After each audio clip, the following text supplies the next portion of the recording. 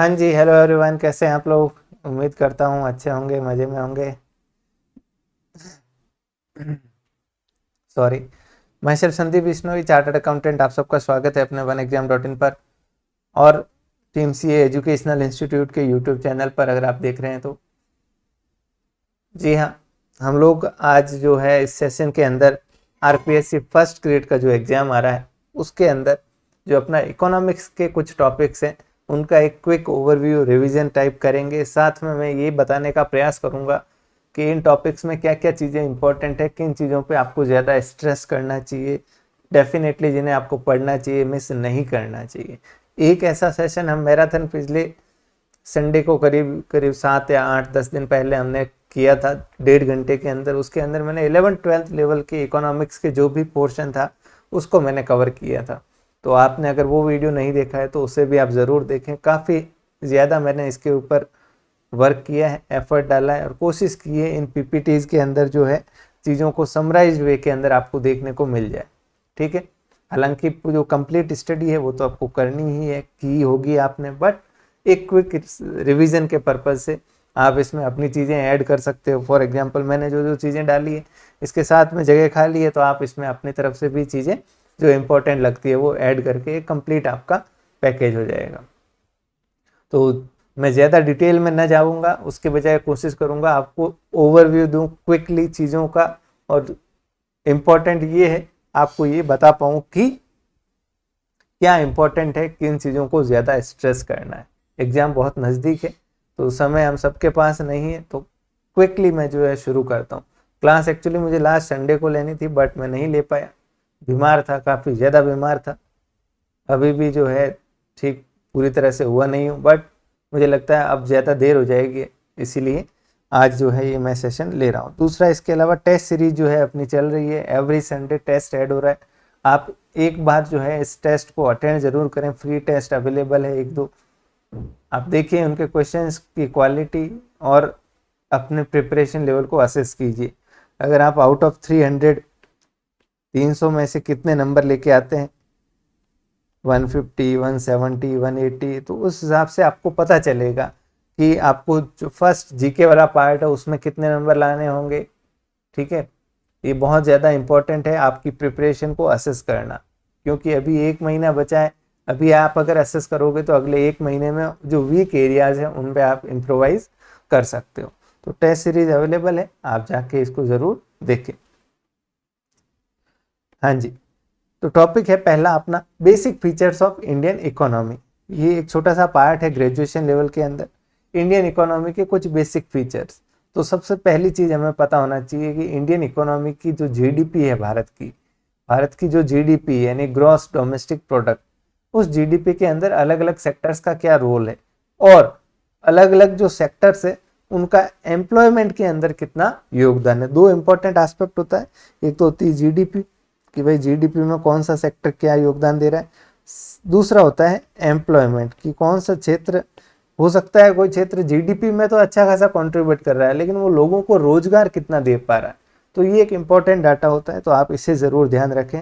और मैं आपको ये बताना चाहूँगा, आप 2019, 20, 20, 21, 21, 22 2-3 साल का एक रफ एस्टिमेट आपके पास होना चाहिए दिमाग के अंदर। ठीक है, तो अपन मोटा मोटी आपको पता है वैसे तो अगर जीडीपी में बात करें शेयर की तो सबसे ज़्यादा नंबर 1 पे सर्विस सेक्टर है।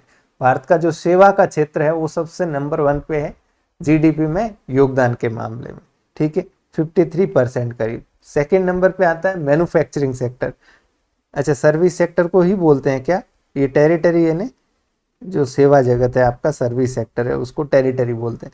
सेकेंडरी आपका मैन्युफैक्चरिंग, उत्पादन से जुड़ा हुआ, उसका है करीब 25%। और तीसरे नंबर पे है कृषि, एग्रीकल्चर, पशुपालन वगैरह, ये सब जो प्राइमरी एक्टिविटी है इनका 20% जीडीपी में योगदान सबसे कम है। वहीं अगर एम्प्लॉयमेंट के हिसाब से देखें तो आपको पता है सबसे ज़्यादा लोग भारत के अंदर कृषि पे निर्भर है, करीब 53%, 50% से अधिक आबादी आज की डेट में भी किस पे निर्भर है, कृषि के ऊपर निर्भर है। हमने यहाँ पे एक एम्प्लॉयमेंट में वर्ड पढ़ा था, डिसग्वेंस्ड या हिडन एम्प्लॉयमेंट, अनएम्प्लॉयमेंट। उसका मतलब होता है कि कृषि क्षेत्र ऐसा है जहाँ पे लोग 53% लगे हुए तो हुए हैं बट उनमें बहुत ज़्यादा लोग अनएम्प्लॉयड है, मतलब उनका इफेक्टिव कंट्रीब्यूशन कुछ नहीं है। मान लो एक खेत है, इस खेत के ऊपर 2 लोगों की ज़रूरत है, 2 लोग मिलके इस खेत की फसल वगैरह सब काम कर सकते हैं। अब इसमें फैमिली के 2 और लोग, 4 लोग लगे हुए हैं, तो जो 2 एक्स्ट्रा लगे हुए हैं वो यूँ दिख तो रहे हैं कि एम्प्लॉयड है, काम कर रहे हैं, बट उनका कॉन्ट्रीब्यूशन क्या है, 0 है। अगर वो नहीं भी होते तो भी वो खेती की जा सकती है। तो इसको बोलते हैं हिडन, छुपी हुई बेरोजगारी, मतलब दिख नहीं रही ये बेरोजगारी बट एक्चुअल में है। तो ये 53% लोग सबसे ज्यादा कृषि के ऊपर निर्भर है। सेकंड नंबर पे सर्विस सेक्टर के अंदर आप देखते हो नौकरी पेशे वाले लोग जो है बहुत ज्यादा है। और तीसरा मैन्युफैक्चरिंग सेक्टर 18%। नेक्स्ट देखिए, India is 6th largest economy in measures of GDP. ये अब चेंज हो चुका है, भारत दुनिया की 4थी बड़ी अर्थव्यवस्था बन चुका है अभी रिसेंटली। यूके को पछाड़ के भारत जो है 4th नंबर पे आ चुका है। वर्ल्ड की 4th लार्जेस्ट जीडीपी इंडिया के पास है, ठीक है। 3rd largest purchasing power, purchasing power मतलब खरीदने की क्षमता के हिसाब से अगर बात करें चीज़ों के उपभोग की, तो इंडिया जो है वो वर्ल्ड की 3री सबसे बड़ी पावर है। ओके, तो आपको छठी याद रखना है या चौथी याद रखना है या 5वीं याद रखना है? देखिए चौथी तो अभी रिसेंट की बात है, जस्ट लेटेस्ट। तो अगर ऐसा करंट अफेयर जैसा क्वेश्चन आएगा तो आप ध्यान रखिएगा, 4th पोजीशन भारत की हो चुकी है। अब इंडियन इकोनॉमी के कुछ मेन प्रॉब्लम्स और फीचर्स को हम देखते हैं। फीचर्स मतलब भारत की अर्थव्यवस्था की कुछ प्रमुख विशेषताएं, और प्रॉब्लम्स मतलब कुछ प्रमुख समस्याएं। दोनों एक ही जैसे टॉपिक है, तो आप ध्यान से सुनिएगा, समझिएगा। सबसे पहली हमारी प्रॉब्लम क्या है, हम जीडीपी के अंदर तो दुनिया के अंदर 4th रैंक पे आ गए। कौन सी रैंक पे आ गए? 4थी रैंक पे। मतलब कहने का ये है कि यूएसए, चाइना और शायद आई थिंक जापान, फिर उसके बाद चौथे नंबर पे इंडिया। मतलब भारत की अर्थव्यवस्था यूं देखे तो 4th नंबर पे है दुनिया पे। बट आप ये देखिए कि पॉपुलेशन कितनी है लोगों की, पॉपुलेशन, आबादी। मतलब ये जीडीपी अगर आप प्रति व्यक्ति आय निकालोगे, जीडीपी क्या है, देश की आय है, टोटल नेशनल इनकम है। अगर प्रति व्यक्ति आय निकालोगे तो यहाँ पे जहाँ कुछ करोड़ों में लोग हैं, तो वहां पे इंडिया के अंदर क्या है, 150 करोड़ के आसपास की आबादी है। तो जो प्रति व्यक्ति आय है हमारी, वो क्या है, काफी कम है कंपैरिजन टू इन कंट्रीज की। इनकी प्रति व्यक्ति आय बहुत ज्यादा है। तो देखिए हमारी जो प्रति व्यक्ति आय है, हालांकि जब आजाद हुए थे उस टाइम $2 से $3 प्रति व्यक्ति आय थी, $2 से $3, जो 2000 के करीब पहुंच गई है। ये भी अब बढ़ के 2200 के आसपास बढ़ गई है। बट आप इतना ध्यान रखिए, $2000, $2000 यानी कितना होता है, आप मल्टीप्लाई कर दीजिए 70-75 से, तो आपको पता चल जाएगा, करीब 1.5 लाख के आसपास। यूएसए की भारत से 15 गुना ज्यादा है। चाइना जिसकी आबादी हमारे से ज्यादा है, उसकी हमसे 3 गुना प्रति व्यक्ति आय है, ठीक है। और इंडिया की रैंकिंग जो है प्रति व्यक्ति आय के अंदर, जहां जीडीपी में हम चौथे नंबर पे हैं, वहीं 144th रैंक है पर कैपिटा इनकम में। पर कैपिटा इनकम क्या होती है, प्रति व्यक्ति आय, ठीक है। और उसका कारण क्या है, हमारी ज्यादा आबादी। सेकंड देखिए, पॉपुलेशन, हम दुनिया के अंदर सेकंड नंबर पे हैं। और पॉपुलेशन की हमारी जो ग्रोथ रेट थी वो 1% के शार्प रेट से हमने करीब 1990 से 2001 के बीच में वृद्धि की है, ठीक है। और इसका कारण क्या है, अगर आपसे पूछा जाए कि भाई इतनी जनसंख्या भारत में क्यों बढ़ रही है, तो देखिए 2 रेटें होती है। एक होती है बर्थ रेट, एक होती है बर्थ रेट, एक होती है डेथ रेट। बर्थ रेट और डेथ रेट मतलब प्रति 1000 व्यक्ति के ऊपर एक साल के अंदर नए कितने लोग जन्म रहे। मतलब मान लो 1000 लोग हैं एक किसी गांव में, तो उन 1000 के ऊपर नए जन्म कितने हुए, समझ रहे हो, कितने में, एक साल के अंदर। तो आप देखिए, मान लो कि भाई 1000 के ऊपर 20 लोगों का नया जन्म हुआ। ओके, जो पहले कितना होता था, पहले जनसंख्या ज्यादा तेजी से बढ़ रही थी, लोग इतने एजुकेटेड नहीं थे, फैमिली प्लानिंग नाम की चीज नहीं थी, तो पहले इसी 1000 पे साल में 50 नए बच्चों का जन्म हो रहा था। तो सरकार ने जो जो अलग अलग कंट्रोल के लिए, फैमिली प्लानिंग के लिए जो अलग अलग कार्यक्रम, जागरूकता, नियम, कायदे कानून बनाए हैं, इन कायदे कानूनों का असर ये हुआ कि जैसे गवर्नमेंट नौकरी में जाना, 2 से अधिक बच्चे नहीं होने चाहिए, बच्चे 2 ही अच्छे, ठीक है, इस तरह के जो भी कार्यक्रम। तो इससे हमारी जो बर्थ रेट है, लोगों में जागरूकता आई कि भाई बच्चे ज़्यादा पैदा नहीं करना है। वो हमारे लिए, हम जब उनको अच्छी एजुकेशन, स्वास्थ्य फैसिलिटी नहीं दे सकते तो ज़्यादा बच्चे पैदा करके कोई फायदा नहीं। तो इस बर्थ रेट के अंदर क्या हुआ, सिग्निफिकेंटली कमी आई। लोग जैसे ही पढ़ना लिखना शुरू हुए, सिग्निफिकेंट डिक्लाइन हुआ। आप देखिए लिटरेसी रेट, जो पढ़े लिखे साक्षर लोगों की संख्या थी आज़ादी के टाइम में 10-20% साक्षर थे, आज 70-80% लोग साक्षर है।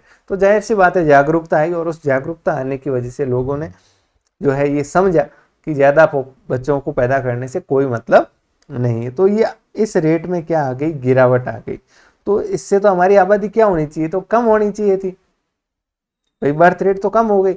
लेकिन इसके साथ साथ जो डेथ रेट है, मतलब प्रति 1000 व्यक्ति के ऊपर पहले 100 लोगों की मृत्यु हो जाती थी। अलग अलग बीमारियों से इलाज नहीं मिलता था, फैसिलिटीज नहीं थी, हॉस्पिटल्स नहीं थे, डॉक्टर्स नहीं थे। अब क्योंकि हेल्थ फैसिलिटीज आ गई, हर गांव के अंदर प्राइमरी हेल्थ सेंटर है, हर बीमारी का इलाज है, दवाइयाँ हैं, मेडिसिन है, टीके हैं, वैक्सीन है, तो ये जो डेथ रेट है ये भी गिर के क्या हो गई 10, जो एक्सीडेंटल डेथ या नेचुरल डेथ होती है। और इसके अलावा मतलब अगर पॉसिबल है तो मेडिकल साइंस उसको बचा लेता है। तो इस वजह से इसमें भी कमी आ गई। तो पहले 50 पैदा होते थे, 100 लोगों की डेथ भी होती थी। अब 20 पैदा होते हैं तो 10 लोगों की ही डेथ हो रही है। मतलब डेथ रेट में गिरावट अच्छी बात होती है, लेकिन कारण ये हम कारण पढ़ रहे हैं, ठीक है। तो इंडिया के अंदर बर्थ रेट, अगर आपसे पूछे पॉपुलेशन क्यों बढ़ रही है, तो बर्थ रेट तो हमारी कम हो गई, बट उसके कंपैरिजन में हमारी डेथ रेट भी काफी ज्यादा कम हो गई। तो ओवरऑल जो गैप है वो बना हुआ है। पैदा 10 हो रहे हैं, डेथ रेट 5 है, तो 5 लोग तो एक्स्ट्रा आ ही रहे हैं, ठीक है। ये देख लीजिए 2020 में बर्थ रेट कितनी है, 18 है, डेथ रेट कितनी है, 7.5 के करीब। तो 1000 के ऊपर 18 लोग नए जन्म रहे हैं और डेथ हो रही है 7 लोगों की, ठीक है, ओके। जो कि पहले कितनी थी, बर्थ रेट 22 के करीब थी। मतलब इंप्रूवमेंट तो हो रहा है, बट डेथ रेट में भी ज़्यादा इंप्रूवमेंट हो रहा है। तो पहले 2 चीज़ें पढ़ ली इंडियन इकोनॉमी के बारे में। पहली, हमारी प्रति व्यक्ति आय क्या है, काफ़ी कम है।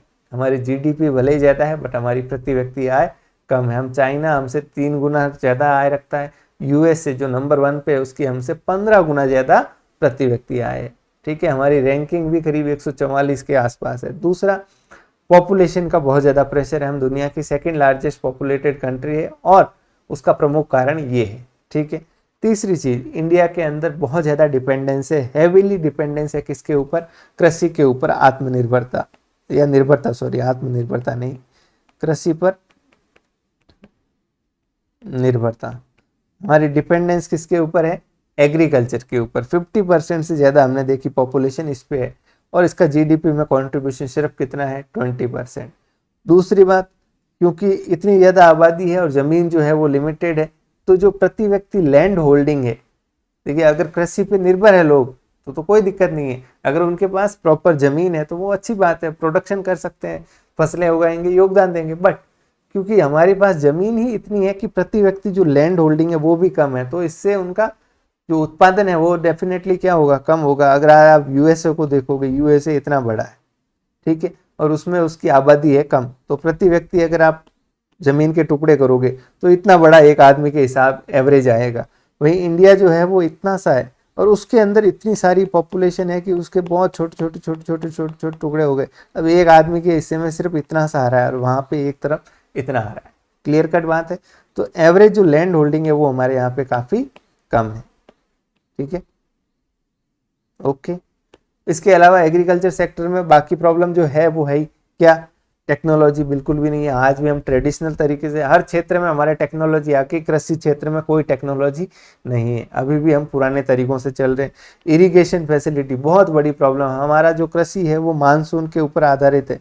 आप लोग अखबारों में पढ़ते होंगे कि मानसून अच्छा हुआ तो किसान खुश, जीडीपी में वृद्धि, सब क्यों, 50% लोग इस पे निर्भर है। उनकी खुशहाली, उनकी हैप्पीनेस किसके ऊपर डिपेंडेंट है, मानसून के ऊपर। प्रॉपर इरिगेशन मतलब सिंचाई की व्यवस्था नहीं है, हर जगह नहर नहीं है, हर जगह ट्यूबवेल नहीं है, कुएं नहीं है, ठीक है। फिर एजुकेशन, कृषि से जुड़ी हुई एजुकेशन की कमी है, जागरूकता की कमी है, लोगों को मॉडर्न टेक्निक्स नहीं पता क्या होता है क्या। कृषि भी एक विज्ञान है, साइंस है बेसिकली, तो उसकी इतनी नहीं है। फिर क्रेडिट और मार्केटिंग तो है ही, हम पढ़ चुके हैं पहले लास्ट चैप्टर में रूरल डेवलपमेंट में कि कृषि क्षेत्र की सबसे बड़ी समस्या है, एक तो पैसा उधार नहीं है, दूसरा मार्केटिंग की फैसिलिटी। मार्केटिंग का मतलब फसल को काटने से लेके उसको बिकने तक की सारी सुविधाएं, transportation, storage, warehousing, processing, grading, packing, selling, सब कुछ। ठीक है, नेक्स्ट देखिए पॉवर्टी और इनइक्वलिटी, गरीबी और असमानता। तो ये गरीबी के जो मानक है ये आपको पता होना चाहिए। भारत के अंदर 816 रुपए या 2400 कैलोरी, ये तो है ग्रामीण क्षेत्र में, और शहरी क्षेत्रों में 1000 रुपए और 2100 कैलोरी। अगर इससे ज्यादा पर मंथ कोई व्यक्ति है तो उसको क्या माना जाता है, गरीब नहीं माना जाता, और इससे कम है तो गरीब माना जाता है। अब देखिए रूरल एरिया में पैसों की जरूरत कम होती है, तो रुपए कितने, 816।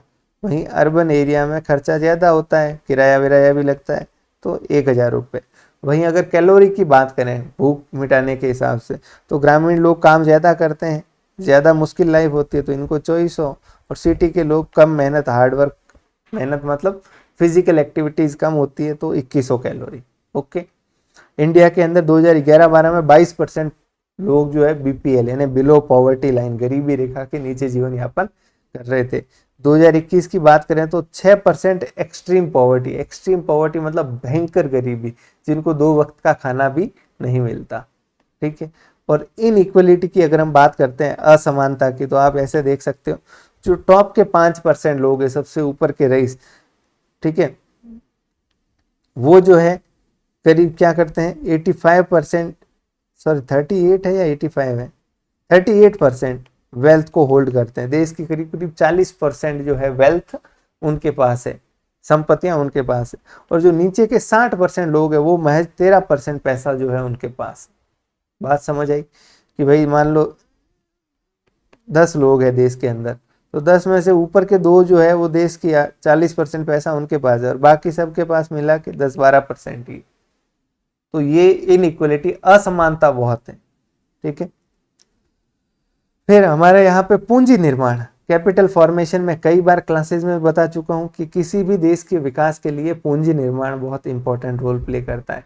भारत जैसे देश जहाँ पे इतने ज़्यादा इंफ्रास्ट्रक्चर की ज़रूरत है, डैम, पुल, हॉस्पिटल, स्कूल्स, मतलब अरबों खरबों रुपए की ज़रूरत है, जो आज अगर पैसा हो तो ये चीज़ें बने, जिससे लोगों को क्या मिलेगा, स्वास्थ्य, एजुकेशन, एम्प्लॉयमेंट, हर चीज़ के लिए चाहिए, इरिगेशन वगैरह वगैरह।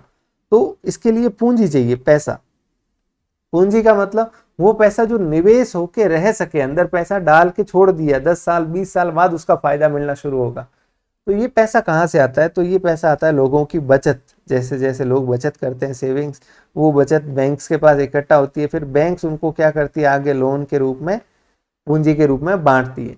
तो इंडिया के अंदर बहुत ज़्यादा ये पैसा चाहिए, और इंडिया की जो कैपिटल फॉर्मेशन की रेट है काफ़ी अच्छी है, क्योंकि इतनी ज़्यादा आबादी है, तो हमारे यहाँ पे करीब 36% कैपिटल फॉर्मेशन, जो कि एक अच्छा साइन है, अच्छी बात है। ओके, नेक्स्ट, इंडिया एक क्या है, प्लान्ड इकोनॉमी है। हमने पढ़ा होगा, प्लानिंग पीरियड बोलते हैं। प्लानिंग पीरियड का मतलब जब हमारे 5 वर्षीय योजना, 5 ईयर प्लान जो थे, वो जो चल रहे थे, उसको बोलते हैं प्लानिंग पीरियड। पहला हमारा 5 ईयर प्लान जो है 1951 से 56 तक, ये पता होना चाहिए, एग्जाम के लिए इंपॉर्टेंट है। प्लानिंग पीरियड मतलब जब हम क्या कर रहे थे, पूरे प्लान के तहत हर 5 साल का प्लान बनता था, फिर उसको एग्जीक्यूट करते थे, उसके हिसाब से चले थे, इसको बोलते हैं प्लानिंग पीरियड। तो पहला 5 ईयर प्लान शुरू हुआ, अभी तक टोटल 12 प्लान आए। अब जो है प्लान वाला सिस्टम खत्म हो गया, क्योंकि प्लानिंग कमीशन ही खत्म हो गया, अब नीति आयोग आ चुका है, अब शॉर्ट टर्म, लॉन्ग टर्म, इस तरह के प्लान बनते हैं। ठीक है, तो 5 ईयर प्लान जो है बंद हो चुका है। नेक्स्ट, जीडीपी जो है हमारी इतनी है, इसकी ग्रोथ रेट 5%, हाल ही में अभी आंकड़ा आया है, करीब 7% से ज़्यादा जो है हमारी ग्रोथ रेट रहने वाली है। हमारा टारगेट है, मोदी जी ने कहा है कि 5 ट्रिलियन की हम इकोनॉमी बनेंगे 2024-25 तक। कितने की, $5 ट्रिलियन की। ठीक है, और इंडिया एक मिक्स्ड इकोनॉमी है, तो आपको पता ही है। ह्यूमन कैपिटल यानी मानव संसाधन, ये भी एक इम्पॉर्टेंट चीज होती है किसी कंट्री के लिए, कि वहाँ पे मानव संसाधन, लोग बाग कैसे हैं। तो हमारे यहाँ पे 65% जो वर्किंग पॉपुलेशन है, यंग लोग है, मतलब जो काम करने योग्य लोग हैं। अब उनकी स्किल डेवलपमेंट एक बहुत बड़ा चैलेंज है। अगर उनको प्रॉपर स्किल्स दी जाए तो ये जो लेबर फोर्स है, ये जो वर्क फोर्स है, इंडिया को एक बहुत पावरफुल बना सकती है। ठीक है। और हमारा सर्विस सेक्टर की ग्रोथ जो एक अच्छी बात है, हमारा सर्विस सेक्टर जितनी तेजी से बढ़ रहा है, शायद ही दुनिया में किसी कंट्री का सर्विस सेक्टर इतना तेजी से ग्रोथ कर रहा है। हमारे जीडीपी में करीब करीब 53-54% इसका योगदान है। और हम दुनिया भर में हमारी सर्विसेज क्या कर रहे हैं, एक्सपोर्ट कर रहे हैं, आउटसोर्सिंग कर रहे हैं। ओके। अब वहीं देखें हमारे इंडिया की प्रॉब्लम्स क्या है इकोनॉमी की, तो आपको पता है पर कैपिटा इनकम कम है, एग्रीकल्चर पे बहुत ज़्यादा डिपेंडेंस है। उनको हम आपने रूरल डेवलपमेंट में हमने पढ़ा था ऑन फार्म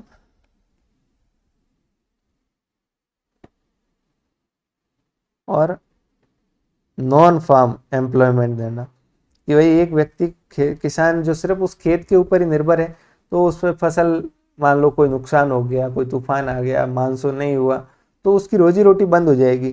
तो उसके लिए आय के दूसरे स्रोत पशुपालन, हॉर्टिकल्चर, एग्रीकल्चर, फिशिकल्चर, मतलब मछली पालन, मुर्गी पालन, कोई ऐसे दूसरे संसाधन शुरू करना जिससे उसकी रेगुलर आय जो है वो बनी रहे। ठीक है। तो बहुत ज़्यादा जो डिपेंडेंस है उसको हमें क्या करना है, कम करना है। फिर पॉपुलेशन बहुत ज़्यादा है। फिर क्रॉनिक और अंडर एम्प्लॉयमेंट, क्रॉनिक का मतलब भयंकर जो कहते हैं ना बेरोजगारी, वो, और वेल्थ डिस्ट्रीब्यूशन में इनइक्वलिटी, असमानता, ये हमारी बहुत बड़ी इंडिया की प्रॉब्लम है, मेजर। ठीक है। अब इसके अलावा आप ये कुछ पॉइंट्स जो है देख सकते हैं। हमारी जो ह्यूमन कैपिटल है, मानव संसाधन है, उसकी भी क्वालिटी जो है वो क्या है, पुअर है, मतलब स्किल नहीं है। नेक्स्ट, लिटरेसी रेट 74% के करीब है। अभी भी 25-26% लोग ऐसे हैं जो इलिटरेट है। टेक्नोलॉजी का लेवल कम है, बेसिक फैसिलिटीज लोगों के पास नहीं है। आप कहोगे इससे क्या फर्क पड़ता है, जब तक आदमी के पास बेसिक फैसिलिटी नहीं होगी तब तक वो ग्रोथ नहीं कर सकता। क्यों? रोटी, कपड़ा, मकान, ये मूलभूत आवश्यकताओं की पूर्ति के बाद ही जो है इंसान क्या करता है, अपना विकास कर सकता है। Under utilisation of natural resources, हमारे जो नेचुरल रिसोर्सेज है उनका भी पूरी तरह से यूटिलाइजेशन नहीं हो रहा है। फिर इंफ्रास्ट्रक्चर की कमी, बजट के अंदर बहुत बड़ा घाटा है, हम घाटे में चल रहे हैं। सरकार जो है वो करीब जीडीपी का 8% घाटा है। और एक रीजन से दूसरे क्षेत्र के अंदर भी इनइक्वलिटी है। लोगों में तो है ही, महाराष्ट्र, गुजरात जैसे स्टेट बहुत आगे है और बाकी कुछ स्टेट बहुत पिछड़े हुए हैं। तो ये जो है डिफरेंसेस, ये हमारे इंडिया की मेन प्रॉब्लम्स है। तो ये छोटा सा टॉपिक है, आप इसमें जो पर्टिकुलर ये जीडीपी और इससे रिलेटेड जो आंकड़े, एक तो इसको ध्यान में रखें। दूसरा ये डिपेंडेंस ऑन एग्रीकल्चर, और यहाँ जो मैंने कुछ आंकड़े बताए, एक बार क्विकली आप इनको रट्टा नहीं लगाना है, बस पता होना चाहिए।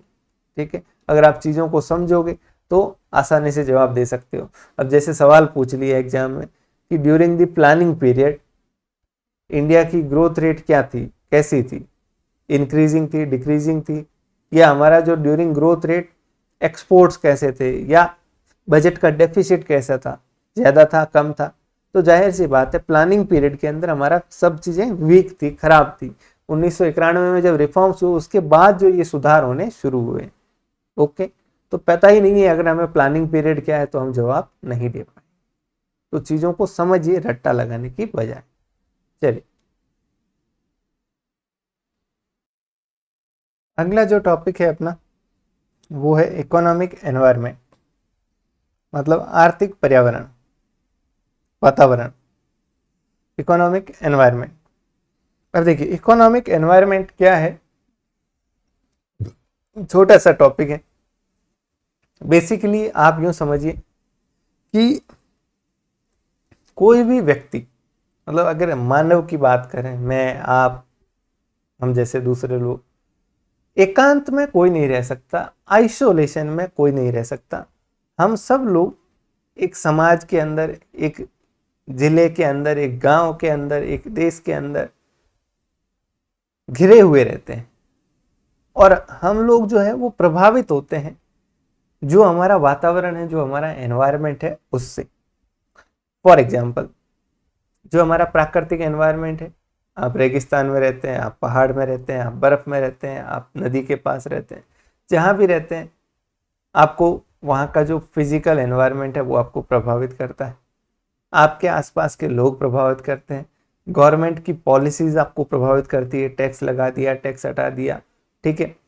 फिर आपकी आय क्या है, आपका रोजगार का स्टेटस क्या है, ये सब चीजें आपको क्या करती है, प्रभावित करती है।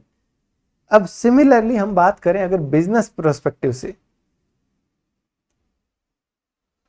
बिजनेस के नजरिए से, तो बिजनेस में भी सिमिलर देखने को मिलेगा कि एक बिजनेस जो है, यानी जो भी आर्थिक एक यूनिट है, उसको भी कई सारे फैक्टर्स, घटक जो है उसको क्या करते हैं, प्रभावित करते हैं। ठीक है, और उसको हम क्या बोलते हैं, उसका आर्थिक वातावरण, इकोनॉमिक एनवायरनमेंट, क्या बोलते हैं, आर्थिक वातावरण।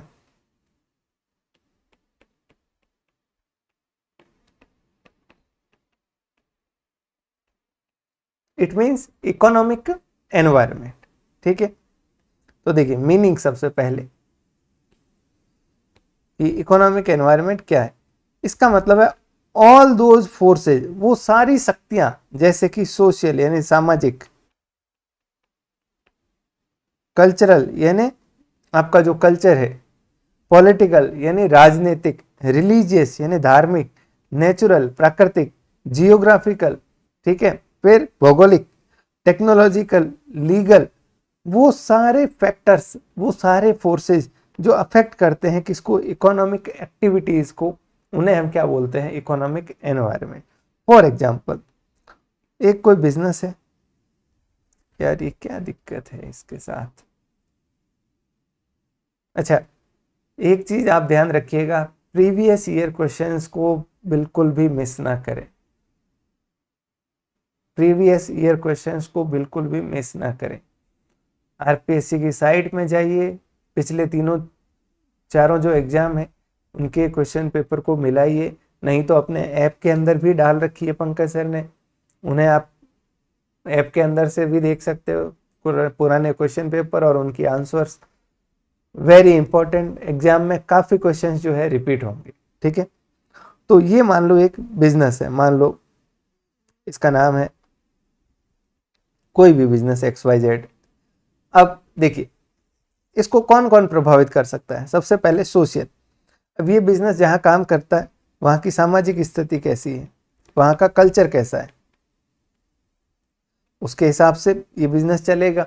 अब मान लो वहां के कल्चर में कोई पर्टिकुलर किसी तरह के लोग प्रेफरेंस देते हैं, वहां के समाज के अंदर उस तरह की चीजें चलती है। मान लो कोई पब खोला आपने, बियर बार खोला, अब कहीं पे अगर सब बौद्ध धर्म के ऐसे कोई जैन टाइप के लोग रहते हैं, बिल्कुल धार्मिक प्लेस है, तो वहां पे वो चीज नहीं का वर्क करेगी, क्योंकि वहां का सोशल और कल्चरल जो है वो चीज वो अलाउ नहीं करता। अगर कोई आप ऐसे देखो जो शाकाहारी लोग है, वहां पे अगर मछली बेचने कोई बैठ जाएगा तो वो उसको नहीं बेच पाएगा, क्यों, क्योंकि वहां का वैसा एनवायरनमेंट नहीं है। तो सामाजिक और कल्चर, लोगों का क्या सोशल स्टेटस है, क्या कल्चरल वैल्यूज है, वो जो है बहुत ज्यादा प्रभावित करती है। नेक्स्ट पॉलिटिकल, राजनीतिक, गवर्नमेंट की क्या पॉलिसीज है, स्टेट के अंदर कैसी गवर्नमेंट है, वो क्या नीतियां बनाती है, उनकी क्या प्राथमिकता है। अब मान लो अभी मोदी जी की सरकार है तो ये बिजनेसेस को बढ़ावा दे रही है, मान लो कोई दूसरी ऐसी गवर्नमेंट आ जाए या इन्हीं में से कोई दूसरा नेता आ जाए जो बिल्कुल के नहीं, बिजनेस बिजनेस सब छोड़ो, सिर्फ किसानों की हम परवाह करेंगे, तो ये पॉलिटिकल जो है ये चीजें क्या करती है, नीति बनाते हैं, ये लोग प्रभावित करते हैं। सिमिलर रिलीजियस, किस धर्म के लोग हैं, क्या रिलीजियस मान्यताएं हैं, उसके हिसाब से। फिर नेचुरल, प्राकृतिक तरीके से क्या है, कहीं पे प्राकृतिक रूप से जो है क्या है, कितने मिनरल्स मिल रहे हैं, खदानें मिल रही है, छत्तीसगढ़ और ये जो झारखंड टाइप की स्टेट है वहाँ पे जो है नेचुरल रिसोर्सेज है। जियोग्राफिकल लोकेशंस भी प्रभावित करती है, हिमाचल और वहाँ पहाड़ी एरिया में ट्रांसपोर्टेशन एक बहुत बड़ा चैलेंज है। फिर टेक्नोलॉजिकल, आपके बिजनेस के क्षेत्र में किस तरह की टेक्नोलॉजी जो है वो अवेलेबल है, ठीक है, नई टेक्नोलॉजी, कंप्यूटराइजेशन है या नहीं, इन सब चीज़ों का भी प्रभावित पड़ता है। लीगल यानी किस तरह के कानून कायदे हैं वो भी प्रभाव करते हैं। तो ये सारे फोर्स है जो बिजनेस को कहीं ना कहीं डायरेक्टली इनडायरेक्टली, ऐसा नहीं हो सकता कि सिर्फ किसी एक चीज के आधार पर बिजनेस चल रहा है, बट ये घटक कहीं ना कहीं डायरेक्टली या इनडायरेक्टली बिजनेस को क्या करते हैं, प्रभावित करते हैं। तो ऐसे सारे जो ये घटक है ये मिलके क्या बनाते हैं, किसी बिजनेस का इकोनॉमिक, आर्थिक वातावरण बनाते हैं, इकोनॉमिक एनवायरनमेंट बनाते हैं। ठीक है, और एक बिजनेस को अगर सक्सेसफुली रन करना है तो उसे इस एनवायरनमेंट को समझना होगा, इसे प्रिडिक्ट करना होगा और इसके अकॉर्डिंग अपने आप को ढालना होगा। फॉर एग्जाम्पल, जब सन 2014 के अंदर, 15 के अंदर, 16 के अंदर जियो आया, 4G आया, उस टाइम पे यूट्यूब और ये डाटा सस्ता हो गया। अब जिन एजुकेटर्स ने उसी टाइम पे अपने आप को ऑनलाइन कर दिया, डिजिटलाइज कर दिया, या आप कई आज यूट्यूबर्स देखते हो तो वो लोग क्या करते हैं, उस टाइम पे उन्होंने प्रिडिक्ट कर लिया कि फ्यूचर में ये टेक्नोलॉजी बहुत कॉमन होगी, लोग इतना टाइम स्पेंड करेंगे इन चीज़ों पे। आप समझ रहे हो? तो वो क्या कर रहे हैं, अपने आसपास के एनवायरनमेंट को जो प्रिडिक्ट कर लेता है वो क्या करता है, हमेशा सक्सीड करता है। Okay okay. अब देखिए कैरेक्टरिस्टिक्स यानी इसकी विशेषताएं एनवायरनमेंट की। सबसे पहले जो हमारा इकोनॉमिक सिस्टम किस तरीके का है, जैसे 3 तरह के इकोनॉमिक सिस्टम होते हैं, सोशलिस्ट, कैपिटलिस्ट और मिक्स्ड। हमारे यहाँ पे मिक्स्ड है, वो प्रभावित करता है। फिर रिलेशन कैसा है वो प्रभावित करता है। ये काफ़ी कॉम्प्लेक्स है इस एनवायरनमेंट को, ऐसा नहीं आप एक पन्ने पे लिख के सीधा समझ लीजिए। एक बिजनेस को क्या क्या चीज़ें प्रभावित करती है, ये तो जैसे हमने शॉर्ट में देखा, ये फैक्टर्स हो सकते हैं, ठीक है, बट एग्जैक्टली इसको समझ पाना बहुत ही वाइड और कॉम्प्लेक्स ये सिस्टम है, ठीक है। ओके, ये हमेशा बदलता रहता है, ऐसा नहीं आपने एक बार एनवायरनमेंट को समझ लिया तो सदा सदा के लिए। ओके, थ्योरी है, देख लेना। अब मेन चीज जो एग्जाम के लायक आपसे पूछी जा सकती है, इकोनॉमिक और नॉन इकोनॉमिक फैक्टर्स कौन कौन से, आर्थिक और गैर आर्थिक, इकोनॉमिक और नॉन इकोनॉमिक फैक्टर। एक बिजनेस का जो इकोनॉमिक एनवायरनमेंट है, आप कहोगे सर इकोनॉमिक एनवायरनमेंट में तो सिर्फ इकोनॉमिक फैक्टर्स ही आएंगे, ऐसा नहीं है। देखिए बिजनेस को प्रभावित करने वाले तो सारे फैक्टर्स हैं, ये सब है, जो भी इस बिजनेस को प्रभावित कर रहे हैं सब उसके इकोनॉमिक एनवायरनमेंट में आते हैं। बट इन घटक में से भी कुछ घटक इकोनॉमिक नेचर के हैं, कुछ नॉन इकोनॉमिक नेचर के, तो उन्हें समझते हैं क्या है ये। तो देखिए सबसे पहले नेचुरल रिसोर्सेज, कि वहाँ पे किस तरह की खदानें हैं, नेचुरल रिसोर्सेज क्या है, अवेलेबल है या नहीं है, ये प्रभावित करता है। ह्यूमन रिसोर्सेज, वहाँ पे मानव संसाधन, स्किल्ड लेबर अवेलेबल है या नहीं है, ठीक है। आज मुंबई, महाराष्ट्र, गुजरात ये क्यों डेवलप है ज़्यादा, तो वहाँ पे लोग क्या है इजीली अवेलेबल हो जाते हैं, आपको स्किल्ड लेबर की अवेलेबिलिटी है। नेक्स्ट, इकोनॉमिक पॉलिसीज कैसी है, वहाँ पे जो नीतियाँ हैं वो कैसी है, इकोनॉमिक सिस्टम कैसा है, जैसे मिक्स्ड, कैपिटल, सोशलिस्ट। जैसे चाइना है तो चाइना अलग तरीके से चलता है, यूएस अलग तरीके से, इंडिया अलग। इकोनॉमिक कंडीशंस कैसी है, आज पाकिस्तान में कोई इन्वेस्ट नहीं करना चाहता क्योंकि वहाँ की इकोनॉमिक कंडीशंस क्या है, पुअर है।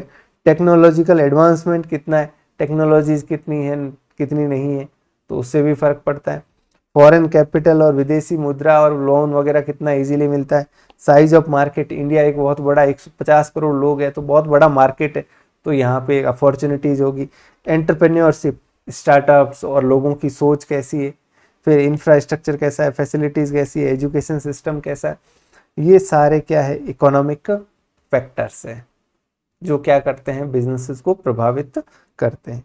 दूसरी तरफ अगर आप नॉन इकोनॉमिक फैक्टर्स को देखोगे, मतलब गैर आर्थिक जो फैक्टर है, तो सोशल और कल्चरल फैक्टर।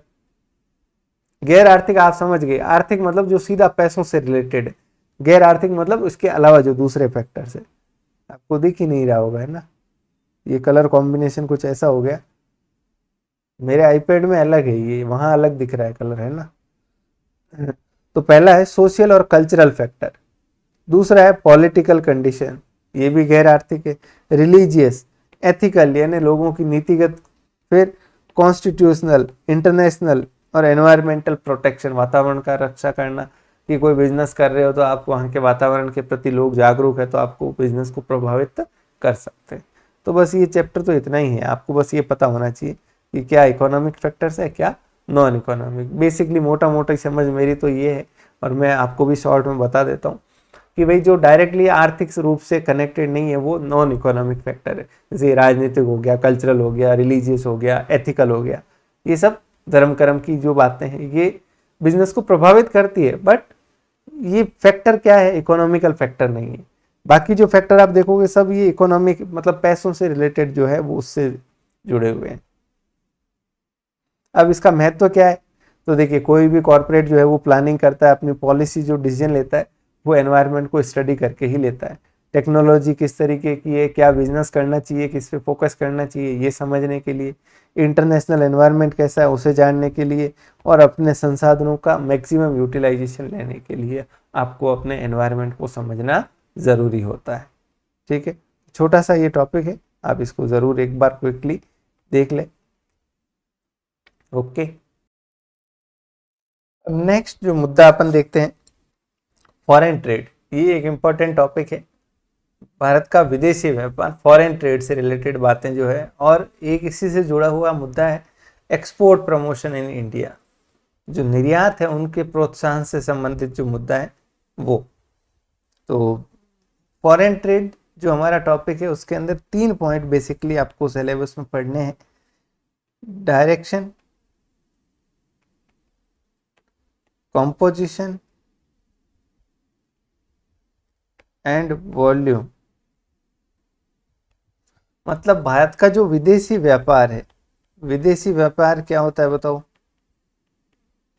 जब एक से अधिक देश जो है किसी ट्रेड के अंदर इन्वॉल्व हो, किसी व्यापार के अंदर शामिल हो, एक से अधिक देश, जब भारत की बात कर रहे हैं तो भारत के साथ कोई भी दुनिया की दूसरी कंट्री जब जुड़ी है और हम उसके साथ क्या कर रहे हैं, व्यापार कर रहे हैं, मतलब वहाँ से सामान आ रहा है, वहाँ से सेवाएं आ रही है, या यहाँ से किसी दूसरे देश में वस्तु या सेवाओं का आदान प्रदान हो रहा है, इंपोर्ट और एक्सपोर्ट, आयात और निर्यात, इसको बोलते हैं फॉरेन ट्रेड, विदेशी व्यापार।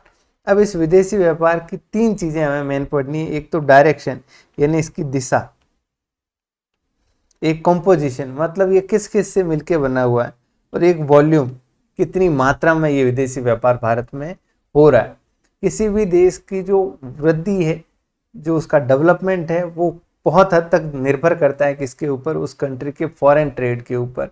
क्योंकि एक कंट्री आप अपने बाउंड्रीज के अंदर चाहे जितना भी प्रोग्रेस कर ले, जब तक वो बाकी बाहर की कंट्रीज के साथ कनेक्ट नहीं करेगी, बाहर से फॉरेन करेंसी नहीं आएगी, एक्सपोर्ट्स नहीं करेगी, तब तक जो है वो अपनी वेल्थ को बढ़ा नहीं सकती। मान लो मैं अपने घर में ही सब कुछ कर रहा हूँ, तो मेरे घर में जो वेल्थ है मेरे पास वही रहेगी, मेरे पास उसके अलावा अतिरिक्त वेल्थ कुछ भी नहीं आ सकती जब तक कि मैं बाहर किसी के साथ ट्रांजेक्शन ना करूँ।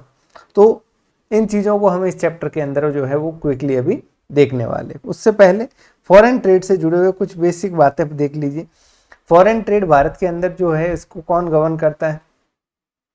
तो जो इसकी अलग से एक पोस्ट है, director general of foreign trade, DGFT, director general of foreign trade, जो सर्वा होते हैं, ठीक है, उनको नियुक्त किया जाता है। भारत का जो foreign trade development and regulation act है 2010 का, foreign trade development and regulation, ठीक है, इस एक्ट के तहत नियुक्ति होती है किसकी? Director general of foreign trade की, जो कि भारत के जो इंपोर्ट एक्सपोर्ट उन सब के जो है सर्वा पद माना जाता है। ठीक है, जैसे CBDT होता है, central board of direct taxes, CBEC हो गया, एक्साइज एंड कस्टम, उसका नाम चेंज हो गया। तो वो क्या है? सर्वोच्च संस्था होती है टैक्सेशन के लिए, डायरेक्ट टैक्स के लिए, इनडायरेक्ट टैक्स के लिए। वैसे ही फॉरेन ट्रेड के लिए कौन है? DGFT। अब अगर भारत का जो फॉरेन ट्रेड है उससे जानने उससे पहले मैं आपको एक चीज बेसिक बताऊं कि कोई कंट्री, एक होती है अंडर डेवलप्ड, अविकसित,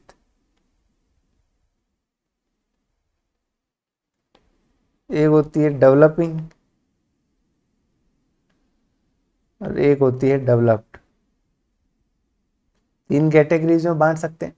तो जब कंट्री अंडर डेवलप्ड होती है, अंडर डेवलप्ड होने का मतलब यहाँ पे टेक्नोलॉजी नहीं है, यहाँ पे कैपिटल गुड्स नहीं है। कैपिटल गुड्स किसको बोलते हैं?